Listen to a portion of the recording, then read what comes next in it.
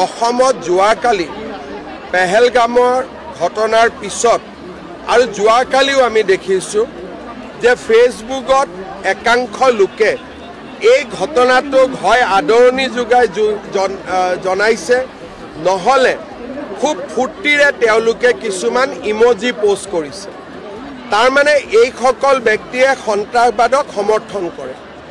এইসকল ব্যক্তিৰ আমি বেকগ্ৰাউণ্ড চেকিং কৰি আছোঁ যোৱাকালি ৰাতিৰ পৰা আৰু প্ৰয়োজন হ'লে কিছু ব্যক্তিক আমি এৰেষ্টো কৰিম। কাৰণ অসমত যাতে সন্ত্ৰাসবাদে কোনো কাৰণতে মূৰ দাঙি উঠিব নোৱাৰে আৰু তেওঁলোকে উৎসাহো যাতে পাব নোৱাৰে তাৰ কাৰণে আমি কঠোৰ হ'বই লাগিব।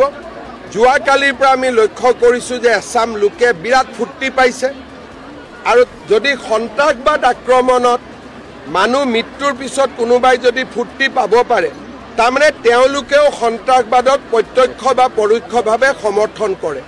মই ইতিমধ্যে ডিজিপিক নিৰ্দেশ দিছোঁ যে এইবিলাক চেক কৰিব লাগে, কোন মানুহ ক'ৰ মানুহ, যদি অসমৰ হয় আমি তেওঁলোকক গ্ৰেপ্তাৰ কৰিব লাগে।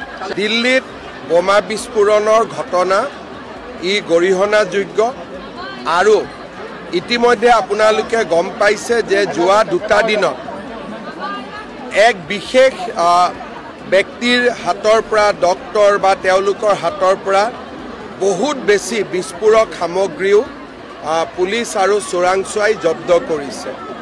ডেফিনেটলি ডাঙৰ ডিজাইন এটা আছিলে। মই আশা কৰিছোঁ যে আজি গধূলি ফাললৈকে আমি আৰু বেছি আমি ভাল ছবি এখন আমি দেখা পাম।